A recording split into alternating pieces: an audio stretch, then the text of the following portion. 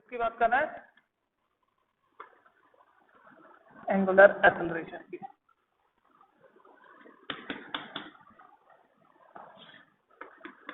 ठीक है, angular acceleration मतलब क्या? Rate of change of angular velocity in a uniform circular motion is called angular circular motion. ठीक है, बट तो पहले लिख लेते हैं, rate of change of angular velocity in a uniform circular motion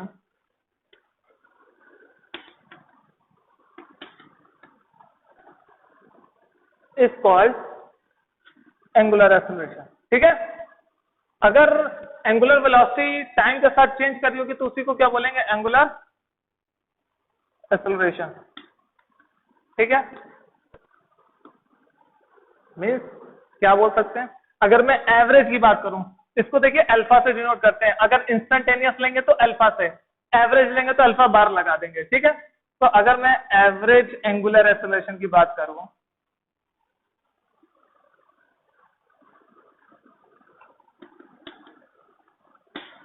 तो क्या हो जाएगा? अल्फा बार क्या हो जाएगा मेरा? डी ओमेगा अपॉन जितना चेंज हुआ ओमेगा और जितना इंटरवल लगा उन दोनों को डिवाइड कर देंगे तो क्या आ गया हमारा? Angular average angular acceleration. अब इसका जो यूनिट होगी वो क्या होगी? Radian upon second square. ठीक, इसका रेडियन पर सेकंड और इसका सेकंड, नीचे सेकंड आएगा तो सेकंड स्क्वायर हो जाएगा, तो सेकंड स्क्वायर कर लेना। ठीक है, ये तो हो गया एवरेज की बात। इंस्टेंटेनियस की भी बात कर लेते हैं।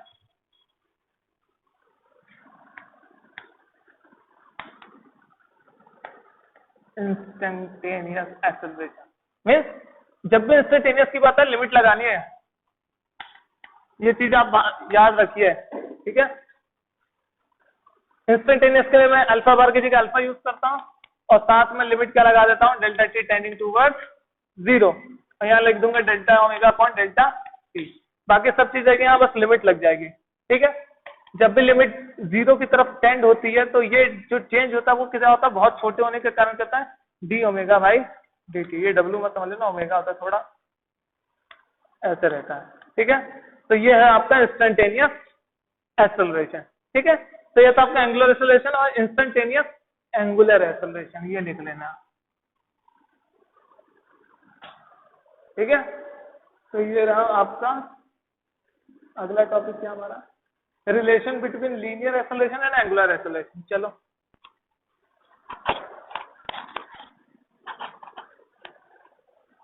क्या relation between linear acceleration and angular acceleration? फॉर्मूले याद होने चाहिए इसके, तभी क्लियर कट आएगा, नहीं तो दिक्कत हो गया। देखिए अभी मैंने कुछ वो निकाला था आपके लिए, क्या? चलिए लिख देता हूं topic, relation between linear acceleration and angular acceleration. मैं शॉर्ट में लिख दे रहा हूँ एसीसी, आप समझ जाना है एक्सेलरेशन लिखा है। ठीक है, तो देखिए जो हमारे पास रिलेशन है वो क्या है? v equal to R omega. ठीक है, अगर मैं इसको डिफरेंशिएट कर दूं with respect to time, differentiate on both side with respect to time t, तो क्या हो जाएगा? dv बाई dt और क्या हो जाएगा? d upon dt R omega. Since as we know that the radius of a circle is always be constant, तो ये क्या होगा? बाहर आ जाएगा, तो हमारे पास बचेगा क्या? r is equal to D omega upon D T. अब हमने ये देखा हुआ है कि अल्फा को क्या लिखते हैं? D omega upon D T. ठीक, और एक्सेलरेशन का क्या लिखते हैं? लीनियर को डी बाई डी टी। तो इसको क्या करेंगे? पुट कर दिया, डी बाई डी टी को मैं क्या लिख सकता हूँ? ए, आर बाहर है, इसको क्या लिख सकता हूँ? अल्फा। आ गया हमारा एक्सेलरेशन का रिलेशन। ठीक है, तो ये भी याद रखिएगा। ठीक,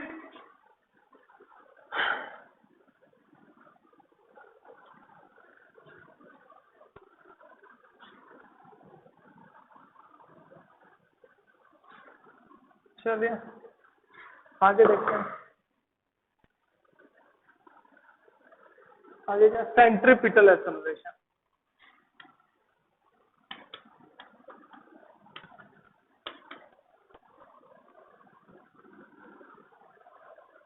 बेटा इसका एनसीईआरटी में डेरिवेशन वेक्टर फॉर्म में है, मैं थोड़ा आपको इजी वे में समझाने की कोशिश करूंगा। ठीक है, देखिए सेंट्रीपिटल एक्सेलरेशन आया कैसे कि देखिए अगर कोई सर्कल में ऑब्जेक्ट घूम रहा है, ठीक, तो उसके अंदर उसके पास क्या लगेगी, एक इंटरनल फोर्स लगती है, ठीक है, जो कि इसको क्या करती है, स्टेबल करने की कोशिश करती है, इस सर्कुलर मोशन में स्टे करने की क्या करती है, कोशिश करती है। तो अगर कहीं पे अगर ये फोर्स लगा है, ठीक, और आप इसको इस तरीके से बोलिए तो ज्यादा बेस्ट है कि देखिए वेलोसिटी की मैग्नीट्यूड तो सेम है, बट डायरेक्शन चेंज होने की वजह से वेलोसिटी चेंज हो रही है, और जहां पे भी वेलोसिटी चेंज होती है तो वो क्या कहलाती है, वेलोसिटी चेंज होती है तो वो कहलाती है एक्सेलरेटेड मोशन। क्या, एक्सेलरेटेड मोशन मीन्स यहां पे न्यूटन्स के लॉ क्या होने चाहिए, फेल हो जाने चाहिए। ठीक है, न्यूटन फर्स्ट और सेकंड, फर्स्ट लॉ और सॉरी ये इनर्शियल फ्रेम की बात है, सभी छोड़िए, अभी सेंट्रीफ्यूगल फोर्स बताऊंगा तो बताएंगे। ठीक है, तो देखिए यहां पे क्या है कि वेलोसिटी चेंज होने के कारण क्या हो रहा है, एक्सेलरेशन आ रहा होगा, तो इसी एक्सेलरेशन को क्या कहते हैं, सेंट्रीपिटल एक्सेलरेशन, जो कि क्या करता है, इधर की साइड क्या लगा रही है, एक फोर्स लगती है इंटरनल, जो कि इस ऑब्जेक्ट को इस सर्कुलर मोशन में रखने के लिए क्या करती है, हेल्पफुल रहती है, और कहीं पे फोर्स होगी वहां एक्सेलरेशन होगा, तो उसी एक्सेलरेशन को क्या बोलते हैं, सेंट्रीपिटल एक्सेलरेशन। क्या बोलते हैं, सेंट्रीपिटल एक्सेलरेशन। और इसका जो फॉर्मूला होता है ये कुछ ऐसा होता है, ठीक, v²/r। अब इसको मुझे प्रूफ करना है, क्या करना है, प्रूफ करना है। देखिए प्रूफ करने के लिए हम एक डायग्राम बनाएंगे, मे भी उससे आप क्लियर हो।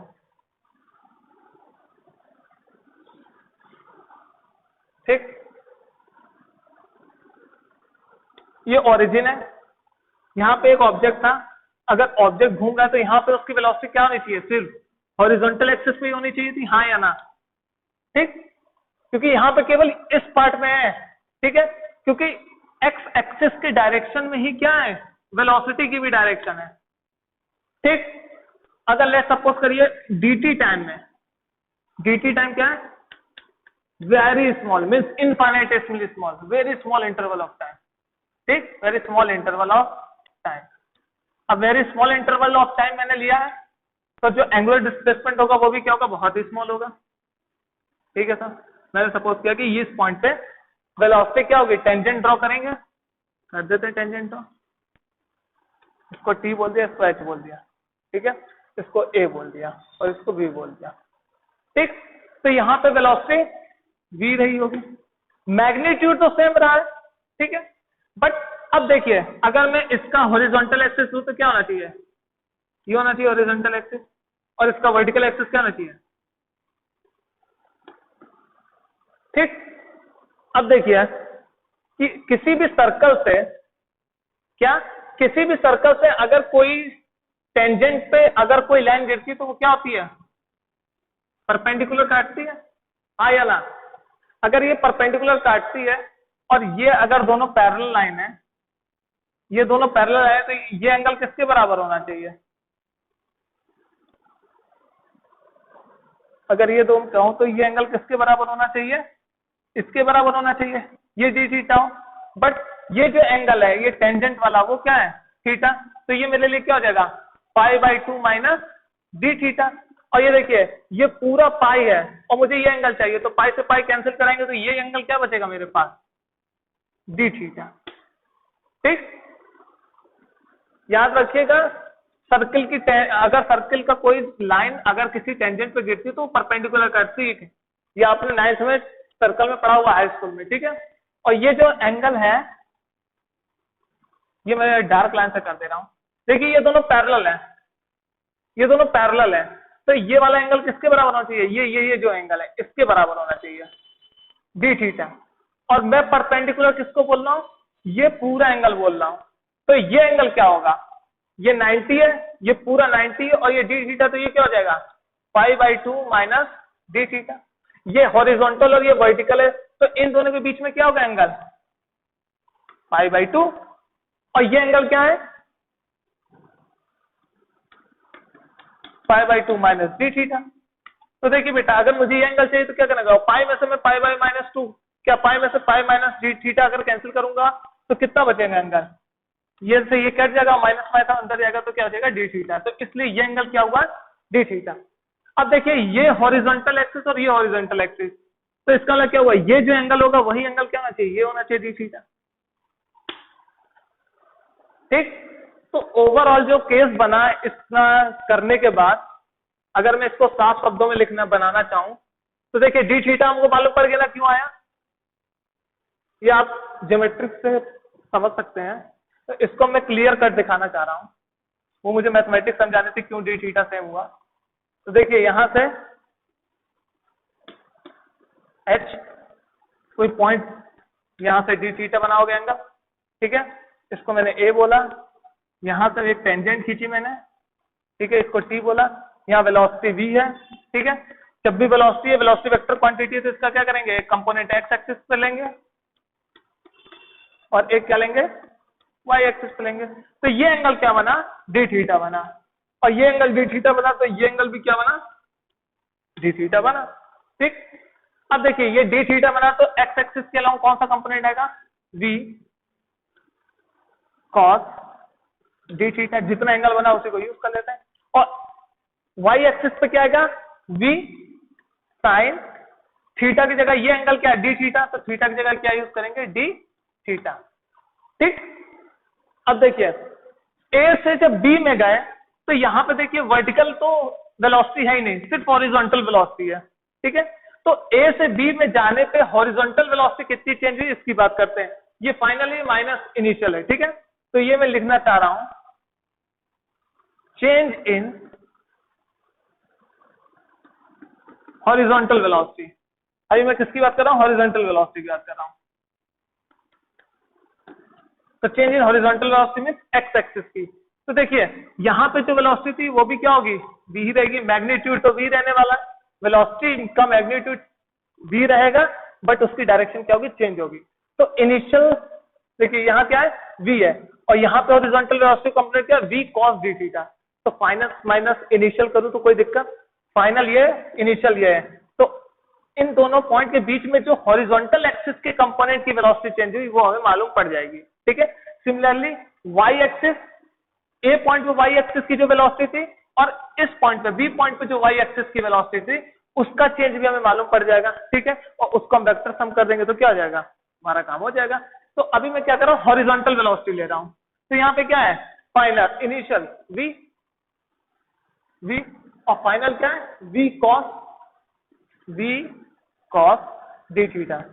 हमेशा क्या करते हैं माइनस माइनस इनिशियल करते हैं। ठीक है, अब देखो डी थीटा बहुत ही स्मॉल है, डी थीटा इज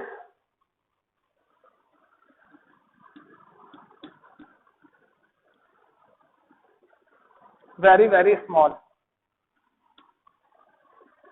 ठीक, तो एक प्रॉपर्टी क्या है कि अगर कॉस थीटा है और जो लिमिट है थीटा की वो टेंडिंग टूवर्ड जीरो है, तो जब कॉस की वैल्यू जीरो की तरफ होती है तो वो किसकी तरफ जाती है, कॉस जीरो की वैल्यू 1, तो इसको मैं क्या लिख देता हूँ 1 लिख देता हूँ। ठीक, तो सिमिलरली डी थीटा बहुत ही छोटा है जो कि किसकी तरफ है, अगर मैं इसको, ये आपको प्रॉपर्टी मालूम पड़ी, अगर मैं इस थीटा की जगह डी थीटा लिखूं कॉस डी थीटा, ठीक, और लिमिट यहां थीटा तो यहाँ थीटा था, यहाँ डी थीटा तो क्या हो जाएगा, सॉरी यहाँ क्या हो जाएगा डी थीटा टेंडिंग टूवर्ड्स, मैंने कहा बहुत ही स्मॉल है। जब भी मैं डी थीटा या डी टी लिखता हूँ बहुत ही स्मॉल होता है, तो इसका मतलब क्या हुआ, ये टेंडिंग टूवर्ड्स जीरो, तो इसका मतलब क्या हुआ, इसकी वैल्यू क्या हो गई 1 हो गई। मीन्स ये पूरे की वैल्यू क्या हो गई 1 हो गई, क्योंकि डी थीटा क्या है बहुत स्मॉल है। तो सिंपल बचा क्या v, और v माइनस v क्या हुआ 0। Means in uniform circular motion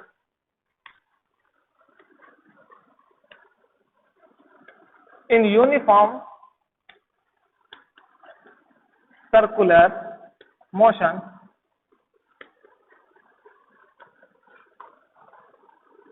in uniform circular motion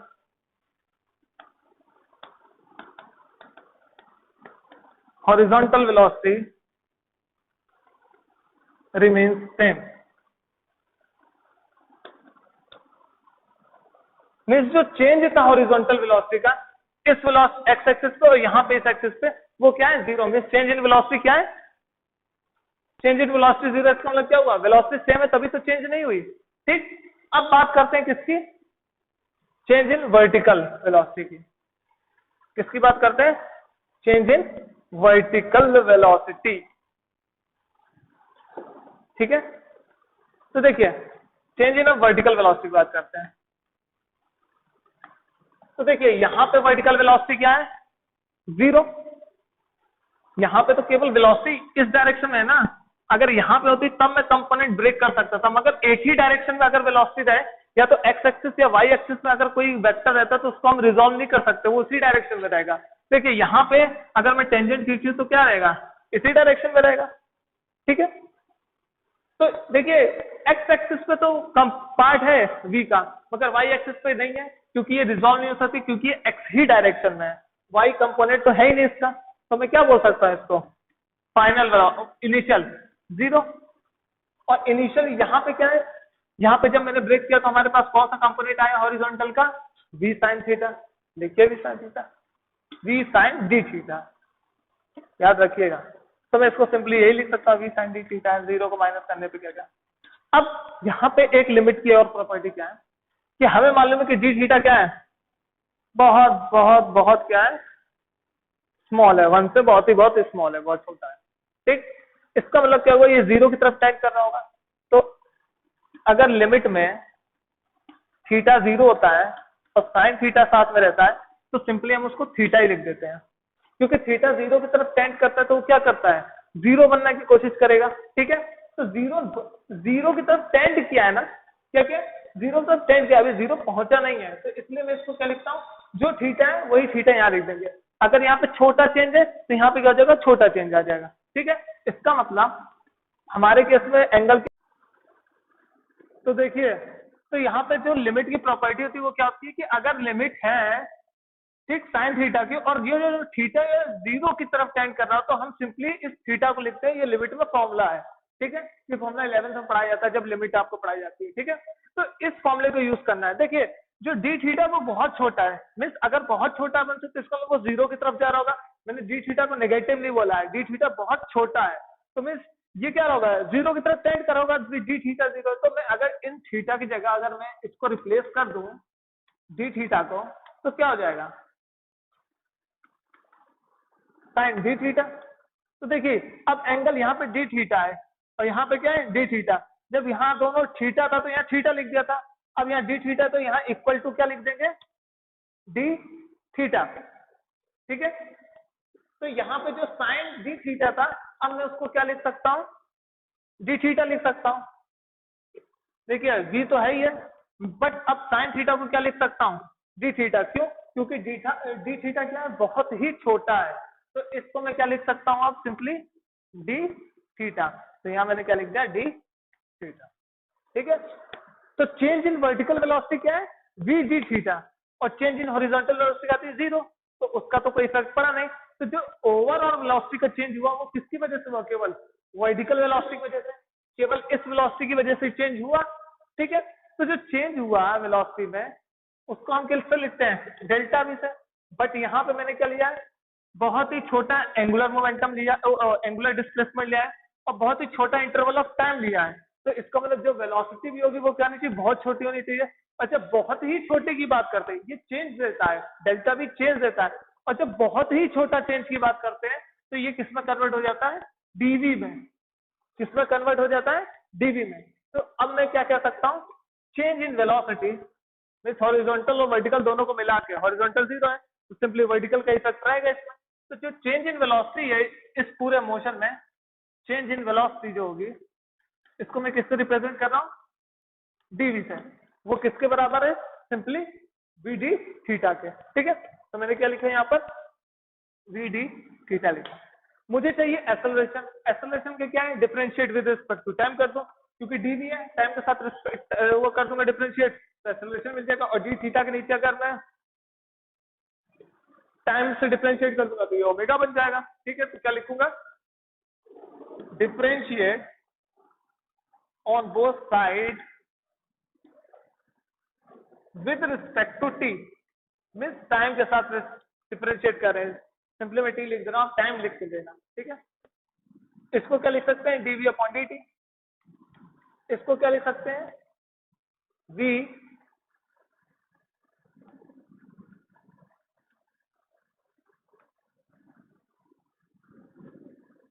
ठीक है। पर देखिए जो वेलोसिटी है ये उस वेलोसिटी का क्या मैग्नीट्यूड है, क्या है मैग्नीट्यूड है। अगर ये मैग्नीट्यूड है तो मैंने बोला कि वेलोसिटी का मैग्नीट्यूड कांस्टेंट रहेगा, डायरेक्शन चेंज करेगी। तो वेलोसिटी का अगर मैं मैग्नीट्यूड ले रहा हूं तो ये मैग्नीट्यूड कांस्टेंट है, तो ये क्या हो जाएगा बाहर आ जाएगा, हाँ या ना।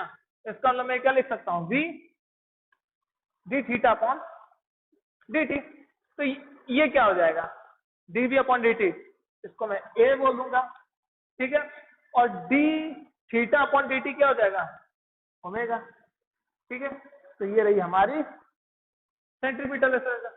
कहोगे कि सर आपने तो ये लिखा है, तो ये कहां से आएगा, देखिए वहां पे ओमेगा नहीं है ना, तो इसे ओमेगा को हटाने के लिए देखो मेरे पास रिलेशन क्या है v is equal to R omega. अभी प्रूव कराया था लीनियर और एंगुलर वेलोसिटी क्या बीच का रिलेशन। ठीक, यहाँ से ओमेगा की वैल्यू में क्या रख सकता हूँ v अपॉन आर रख सकता हूँ। अब इस वैल्यू को यहाँ क्या कर दीजिए पुट कर दीजिए, करिए पुट। तो अगर मैं यहाँ पुट करेंगे तो क्या आएगा a is equal to V, a is equal to V, और ओमेगा की जगह क्या आ जाएगा v अपॉन आर, क्या आ जाएगा v अपॉन आर। तो क्या हो गया v स्क्वायर अपॉन आर। इसी को बोलते हैं सेंट्रीपिटल एक्सेलरेशन। क्या बोलते हैं सेंट्रीपिटल एक्सेलरेशन। ठीक है बेटा, थोड़ा टेढ़ा लिख लेना क्योंकि नीचे बन नहीं पाता है एंगल। ठीक है, इसमें भी फिजिक्स है, एंगल नहीं बन पाता है। ठीक है, इंडस्ट्री की तरह। अब देखिए सेंट्रीपिटल एक्सेलरेशन आ गया, अगर एक्सेलरेशन आ गया तो क्या अब मैं फोर्स निकाल सकता हूं, जिसको हम क्या बोलते हैं सेंट्रीपिटल फोर्स। क्या बोल सकते हैं उसे सेंट्रीपिटल फोर्स। तो अब हमारा जो नेक्स्ट टॉपिक है वो क्या है सेंट्रीपिटल फोर्स। ठीक है बेटा, ये इतनी जल्दी इसलिए खत्म हो गया क्योंकि काइनेमेटिक्स में सब चीजें यही सब चीज थी। ठीक है, बट यहाँ एंगल पे बेस्ड है, वहां पे क्या है simply X Y Z based था। तो अगर आप एक्स वाई जेड पढ़ ले तो इसमें कोई दिक्कत नहीं रहेगी, केवल यहाँ एंगल का खेल है, एंगल बस आना चाहिए आपको। और ये लिमिट की 2-3 प्रॉपर्टी है सिंपल सिंपल। आप एनसीईआरटी में जाओगे तो बहुत टफ है, वेक्टर फॉर्म में दिया हुआ है, उसे भी करवा सकता था, मगर ये एक्सप्लेन करने के लिए ज्यादा इजी और अंडरस्टैंडेबल है। ठीक है, क्योंकि जब मैं उसे पढ़ता था तो मुझे खुद कंफ्यूजन हो जाती थी उससे, वेक्टर से कहाँ डायरेक्शन है क्या है। ठीक है, और फिर बाद में सब चीज धीरे धीरे आने लगती है टाइम के साथ। अब बात करते हैं सेंट्रीपिटल फोर्स। सेंट्रीपिटल फोर्स देखिए सर्कुलर मोशन में अगर कांस्टेंट वेलोसिटी से अगर कोई ऑब्जेक्ट मूव कर रहा है, कांस्टेंट वेलोसिटी मतलब मैग्नीट्यूड ऑफ वेलोसिटी कांस्टेंट। और मैं कह सकता हूं अगर कोई सर्कुलर मोशन में अगर किसी पार्टिकल की स्पीड कांस्टेंट है तो उस पाथ को मेंटेन करने के लिए एक फोर्स तो चाहिए रहेगा।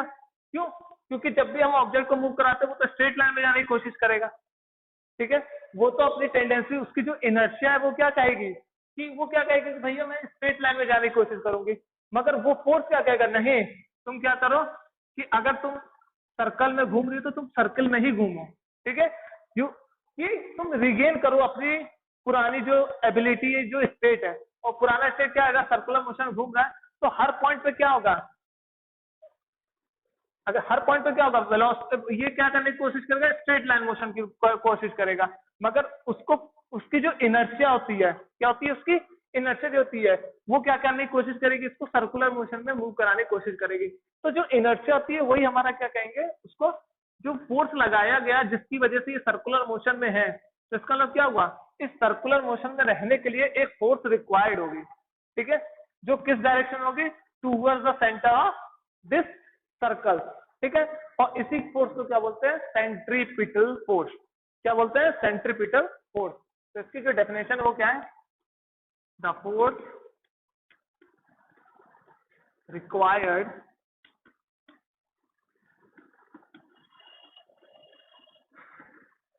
to maintain the constant speed in circular path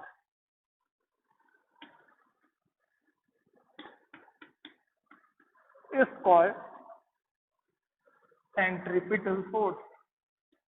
क्या, centripetal force, ठीक है। And direction of this force, direction of, short में डायरेक्शन लिख रहा हूं, देख लीजिएगा, ठीक है। Direction of this force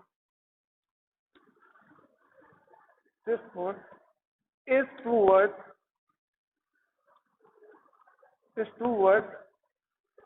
center of the circular path, towards the center of the circular path, ठीक है। And in its radial direction, miss radius के अलॉन्ग ही लगेगा, and along its radial direction, and along its radial direction, radial RADIAL, ठीक है। Radial direction लगेगा, ये नहीं object यहाँ है, आप एक्सेलरेशन यहाँ लगा रहे हो, नहीं, गलत। हमेशा रेडियस के अलॉन्ग ही लगेगा ये फोर्स, ठीक है। तो देखिए हमें मालूम है F इक्वल टू क्या होता है, m है। और अभी सेंट्रीपिटल एक्सेलरेशन का जो फॉर्मूला है वो क्या होता है, जो A है वो क्या है, सेंट्रीपिटल एक्सेलरेशन, और ये क्या, सेंट्रीपिटल फोर्स। इसको FC से दिखा देते हैं, इसको AC से दिखा देते हैं, ठीक है। अभी मैंने सेंट्रीपिटल एक्सेलरेशन क्या निकाला था, v²/r निकाला था। तो सेंट्रीपिटल फोर्स क्या हो जाएगा, mv²/r, ठीक है, जो हम लोग ग्रेविटी निकालने के लिए भी यूज करते हैं, ठीक है। अब एक बात आती है, वो बात क्या है कि सर अगर यहाँ पे एक फोर्स लग रहा है तो इसके अपोजिट भी कोई फोर्स लगना चाहिए, जिसको हम क्या बोलते हैं, स्यूडो फोर्सेस बोलते हैं। फिर स्यूडो फोर्सेस का मतलब क्या हुआ, एपरेंट फोर्सेस, ठीक। मीन बट इसका जो एक्चुअल फील है वो इनर्शियल सिस्टम में आता है, ठीक है। हम किसके रिस्पेक्ट में देख रहे हैं, सेंट्रीफ्यूगल फोर्सेस को, ठीक है। तो बहुत सी बुकों में मिसकंसेप्शन रहता है, बहुत से लोग इसको क्लियर नहीं करते हैं कि एक्चुअल में सेंट्रीफ्यूगल फोर्सेस होती क्या है, ठीक है। सेंट्रीफ्यूगल फोर्सेस एग्जैक्टली होती क्या है, उसको कोई क्लियर नहीं करता है, तो क्लियर कर लीजिए, ठीक है। तो सेंट्रीफ्यूगल फोर्सेस क्या होती है उसके देखिए,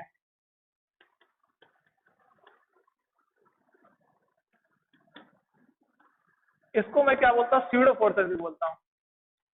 बहुत से लोग कहते हैं है पर दिखती नहीं है, गलत है। स्यूडो फोर्सेस, और क्या बोल सकते हैं, एपरेंट फोर्सेस, ठीक है।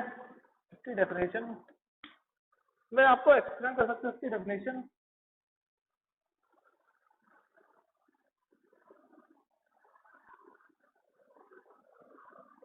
जो मैंने लिखी है वही लिख दे रहा हूँ। The force required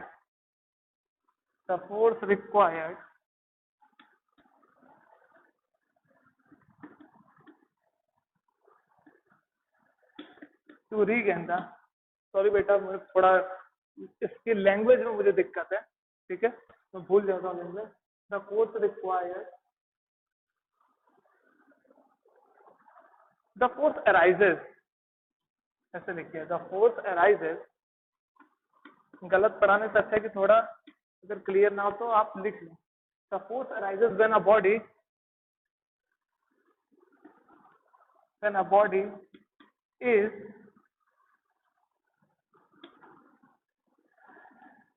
is actually along a circular path,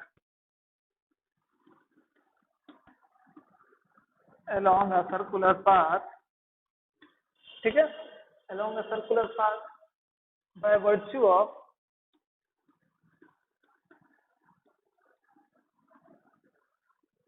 by virtue of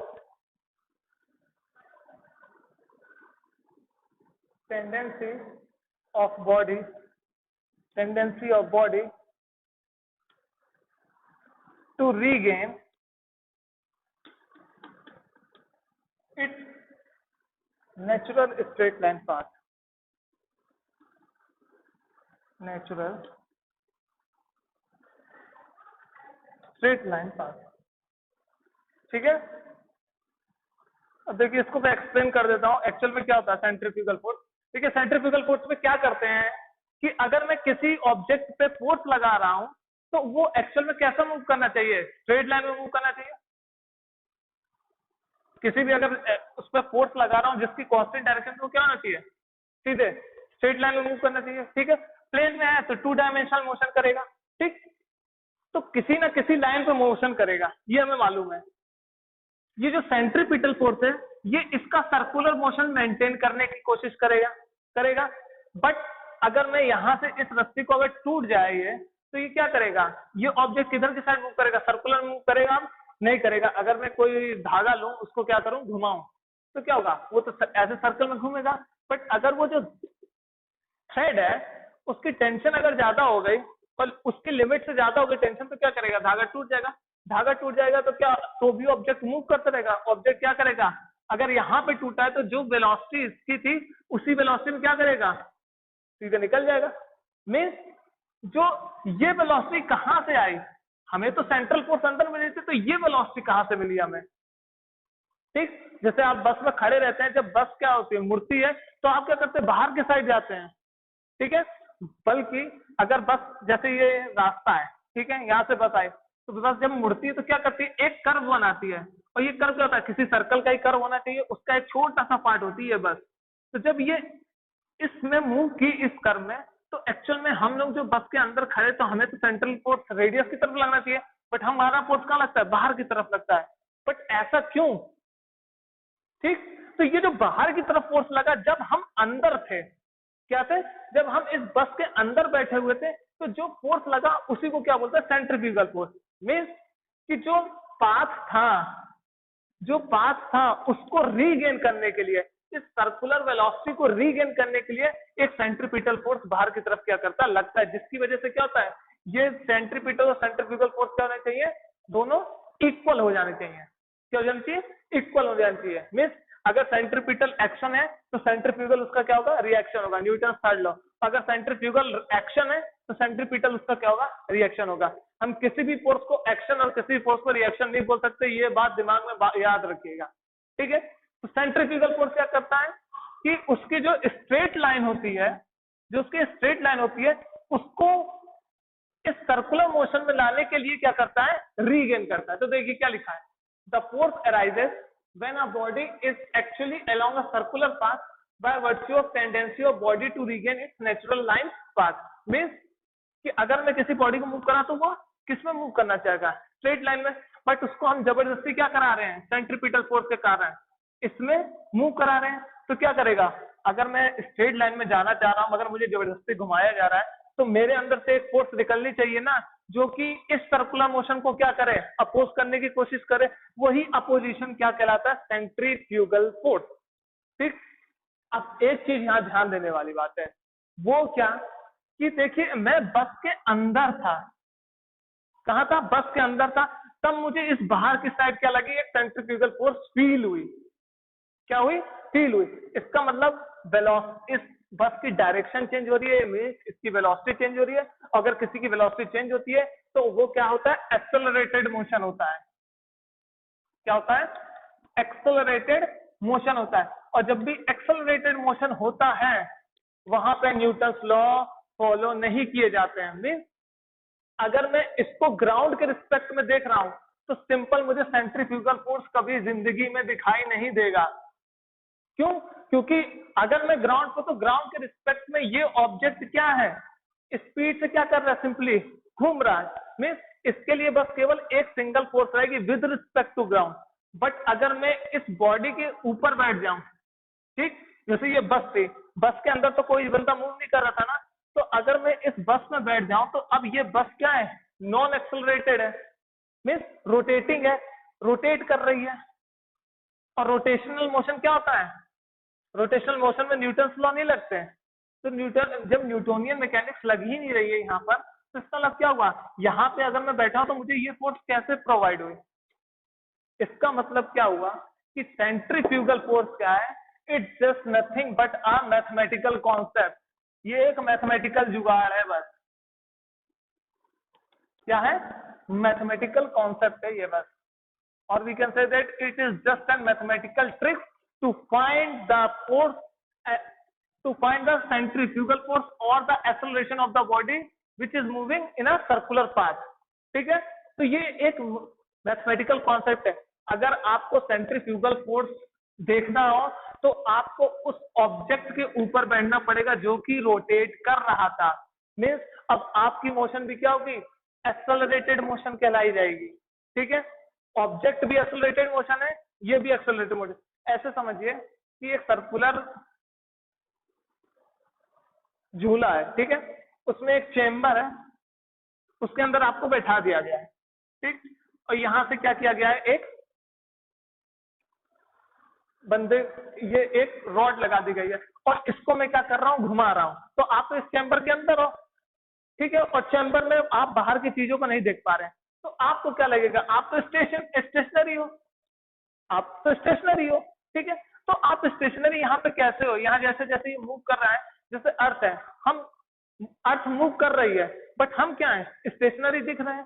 कैसे दिख रहे हैं? क्योंकि हमें मालूम है कि जो बाहर की चीजें हैं हम उसके अंदर बैठे हुए, मीन्स जो अर्थ रोटेट कर रही है तो उसी के अंदर हम है, मीन्स हमारी भी रोटेशनल मोशन है। इस वजह से हम स्टेशनरी एक दूसरे को देखते हैं। तो अगर एक बंदा अगर इस चैम्बर में बैठा और इस चैम्बर को रोटेशनल मोशन से घुमाया जा रहा है, ठीक है, तो अब कहोगे कि सर जब सर्कुलर मोशन तो यहाँ सेंट्रीपिटल फोर्स है, ठीक है, बट अगर सर सेंट्रीपिटल फोर्स है तो ये आदमी को इधर जाना चाहिए, बट ये आदमी यहाँ क्यों रुका हुआ है?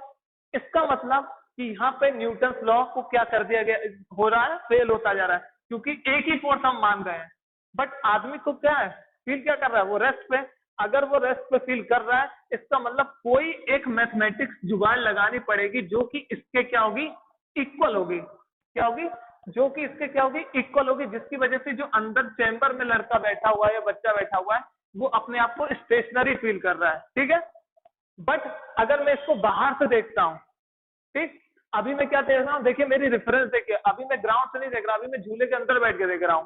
ठीक है, अब मैं क्या कर रहा हूं कि इसको मैं क्या कर रहा हूं? बाहर से देख रहा हूं। तो बाहर से देखने में क्या लगेगा कि बॉडी क्या है? सिंपली मूव कर रही है। अब बॉडी सिंपली मूव कर रही है तो इसके अंदर क्या लगेगा? एक एक्सेलरेटेड मोशन लगेगा। ठीक है, और वही एक्सेलरेटेड मोशन इस बंदे में भी लगना चाहिए। ठीक, तो ग्राउंड से देखने पे केवल सेंट्रीपिटल फोर्स आ रही है, बट इस बॉडी के अंदर अगर मैं बैठा हूं तो क्या मिल रही है हमें? सेंट्रीफ्यूगल फोर्स मिल रही है। तो centrifugal force is just a mathematical concept और अ ट्रिक, और हिंदी में बोले तो ये मैथमेटिकल जुगाड़ है, इसीलिए इसको स्यूडो फोर्स बोला जाता है। मीन्स हमें महसूस नहीं होती है, ठीक है, मगर रोटेशनल बॉडी में रहेगा तभी हमें महसूस होगी, अदरवाइज अगर ग्राउंड के रिस्पेक्ट में देखेंगे तो सेंट्रीफ्यूगल फोर्स का कॉन्सेप्ट नहीं आता। ठीक, तो अब लेट सपोज करिए कि अगर मैं यहाँ अंदर हूं तो ये सेंट्रीपिटल फोर्स को बैलेंस करने के लिए क्या होगा? एक सेंट्रीफ्यूगल फोर्स लगेगा, तभी तो हम इस चेंबर के रिस्पेक्ट में क्या है? स्टेशनरी है, क्योंकि चेंबर भी रोटेट कर रहा है और साथ ही साथ हम भी रोटेट कर रहे हैं, तो हम दोनों एक दूसरे को क्या लगेगा? स्टेशनरी है। तो देखिए सेंट्रीपिटल फोर्स क्या है यहाँ पर? mv²/r। ठीक, तो अगर सेंट्रीपिटल mv²/r है, उसके जस्ट क्या है? सेंट्रीफ्यूगल फोर्स है, मीन्स ये दोनों एक दूसरे को क्या करेंगे? बैलेंस। तो इस केस में सेंट्रीफ्यूगल फोर्स भी क्या होगी? सेंट्रीपिटल के बराबर होगी। तो ये हो जाएगी FCF या सेंट्रीफ्यूगल, एफ सेंट्रीफ्यूगल।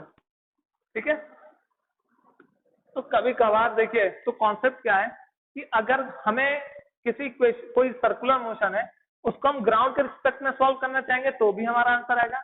अगर मैं उस बॉडी के ऊपर बैठ के अगर मैं देखना चाहूंगा तो भी हमारा आंसर आएगा, बट मैक्सिमम केसेस में बेस्ट ये रहता है कि हम उस बॉडी के ऊपर बैठ के फील करें। क्या फील करें? उस बॉडी के ऊपर। यहाँ पे सेंट्रीफ्यूगल फोर्स लगने का मतलब ये था कि जो बस एक्सेलरेट कर रही थी हम उसके अंदर थे, इसलिए हमें क्या लगा? सारी फोर्सेस फील हुई। ठीक है, क्योंकि हम एक्सेलरेटेड मोशन में थे, जैसे यहाँ चेंबर में थे या बस में थे, बस ही तो मूव कर रही थी।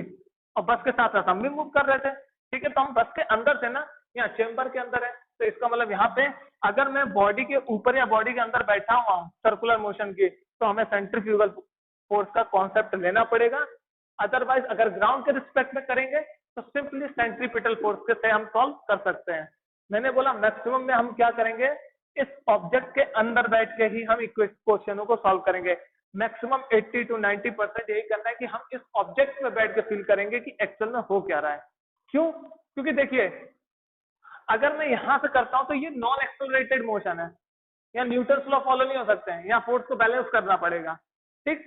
बट यहाँ पे क्या है कि यहाँ पे हमें मालूम है मोशन हो रहा है, मगर इस ऑब्जेक्ट के लिए क्या है, ये दोनों ऑब्जेक्ट क्या है, चेम्बर एज वेल एज ये दोनों एक दूसरे के रिस्पेक्ट में क्या है, स्टेशनरी है। मीन्स ये दोनों, ये चेम्बर और ये ऑब्जेक्ट का एक दूसरे के इनर्शियल फ्रेम में, और इनर्शियल फ्रेम में तो यहाँ न्यूटन लॉ फॉलो करने के लिए एक मैथमेटिकल जुगाड़ लगा गया सेंट्रीफ्यूगल फोर्स का, ठीक है। तो इनर्शियल फ्रेम को बनाए रखने के लिए हम क्या करते हैं, इसको क्या करते हैं, यूज करते हैं। मीन्स मैथमेटिक्स में या न्यूमेरिकल में जब भी ऐसे क्वेश्चन आए तो आप हमेशा इसके अंदर बैठ के सॉल्व करेंगे, ठीक। यहां पे क्यों नहीं कर सकते, क्योंकि ये रोटेशनल मोशन है। रोटेशनल मोशन कभी भी इनर्शियल रोटेशन नहीं होता, मीन्स इनर्शियल सिस्टम नहीं होता है वो, ठीक है। वो नॉन इनर्शियल सिस्टम होता है। अब कहोगे नॉन इनर्शियल सिस्टम क्या होता है? इनर्शियल सिस्टम वो सिस्टम होते हैं जहां पे न्यूटन फर्स्ट और सेकेंड लॉ फॉलो हो।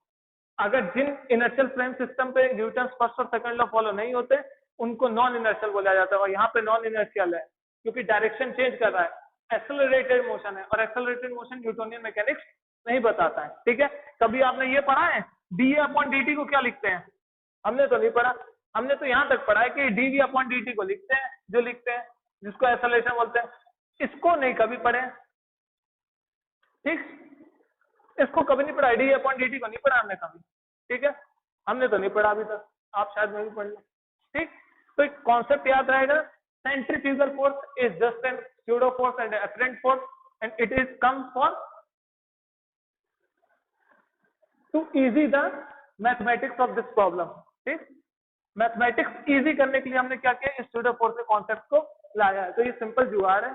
बट सेंट्रीफ्यूगल फोर्स का कॉन्सेप्ट तब आएगा जब हम इस ऑब्जेक्ट के ऊपर बैठेंगे। अगर ग्राउंड के रिस्पेक्ट में देखेंगे तो सेंट्रीफ्यूगल फोर्स नहीं, केवल हम सेंट्रीपिटल फोर्स से क्या करेंगे, अपना काम करेंगे, तब सेंट्रीफ्यूगल फोर्स का कॉन्सेप्ट नहीं लिया जाएगा, ठीक। तो ये है सेंट्रीफ्यूगल फोर्स और सेंट्रीपिटल फोर्स के बीच में डिफरेंस, ठीक है। तो सेंट्रीफ्यूगल अब समझ में आ गया होगा, उस ऑब्जेक्ट पे बैठ के हमें ऑब्जर्व करना पड़ेगा सेंट्रीफ्यूगल फोर्स, और सेंट्रीपिटल सिंपली ग्राउंड के रिस्पेक्ट में हम देख के करेंगे, ठीक है। जैसे मैं हूं और यहाँ ऑब्जेक्ट घूम रहा है तो हम सेंट्रीपिटल की ऑब्जर्वेशन करेंगे, ठीक है। बट अगर मैं इस ऑब्जेक्ट के ऊपर बैठ जाऊं, वो भी मूव कर रहा है, साथ में मैं भी मूव कर रहा, तो वो इनर्शियल फ्रेम हम दोनों के रिस्पेक्ट में गया हो जाएगा, उस समय सेंट्रीफ्यूगल फोर्स का कॉन्सेप्ट आएगा, ठीक। क्लियर? तो इसी के साथ आपका चैप्टर 4 आपका क्या होता है, कंप्लीट होता है। अब इसके बाद होगा लॉज ऑफ मोशन, ठीक है। ओके।